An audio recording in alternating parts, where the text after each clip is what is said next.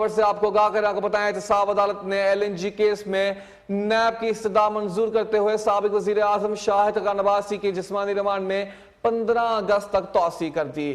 سابق وزیر اعظم نے کہا کہ اپنی وکالت خود کروں گا، نیب والوں کو بھی سمجھا دوں گا، بس کچھ وقت چاہیے۔ مزید تفصیلات آپ کو اہم خبر سے آگاہ کریں، آپ کو بتائیں شاہد خاقان عباسی کی جسمانی ریمانڈ میں 15 اگست تک توسیع کر دی گئی۔ اہم خبر سے آپ کو آگاہ کریں، آپ کو بتائیں L N G scandal case کے احتساب عدالت میں سماعت ہوئی، جبکہ سابق وزیر اعظم شاہد خاقان عباسی کو عدالت میں پیش کیا گیا۔ آپ کو اہم خبر سے آگاہ کریں، آپ کو بتائیں شاہد خاقان عباسی کی جسمانی ریمانڈ میں 15 روز تک توسیع کر دی گئی۔ اہم خبر سے آپ کو اپڈیٹ کریں، آپ کو بتائیں 15 اگست کو ان کو دوبارہ عدالت میں پیش کیا جائے گا، جبکہ آپ کو بتائیں کہ L N G scandal case کی احتساب عدالت میں سماعت ہوئی۔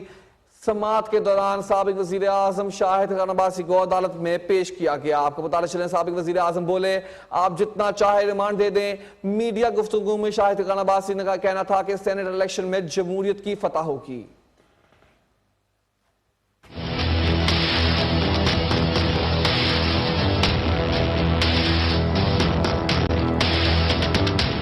نیب نے ایل این جی کیس میں گرفتار سابق وزیر اعظم شاہد خاقان عباسی کو 13 روزہ جسمانی ریمانڈ مکمل ہونے پر احتساب عدالت کے جج محمد بشیر کی عدالت میں پیش کیا۔ نیب پراسیکیوٹر نے استدعا کی کہ ملزم سے تفتیش کے لیے مزید 14 دن کا جسمانی ریمانڈ دیا جائے۔ جج احتساب عدالت محمد بشیر نے شاہد خاقان عباسی کو مخاطب کر کے کہا آپ اپنا وکیل کر لیں جو ریمانڈ کی مخالفت کر سکے۔ شاہد خاقان عباسی نے کہا اپنی وکالت خود کروں گا، میں ایل این جی کیس کو خود بہتر سمجھتا ہوں کیونکہ اس وقت میں وزیر تھا، نیب والوں کو بھی سمجھا دوں گا، بس کچھ وقت چاہیے۔ نیب پراسیکیوٹر نے عدالت کو بتایا کہ 15 اگست کو عید کی چھٹی ہے، جس پر عدالت نے کہا کہ کوئی بات نہیں، چھٹی کے دن بھی سماعت کر لیں گے۔ شاہد خاقان عباسی کی عدالت پیشی کے موقع پر گفتگو۔ کیا کہہ رہے ہیں مسلم لیگ نون اور پیپلز پارٹی کامیاب ہوگی آج؟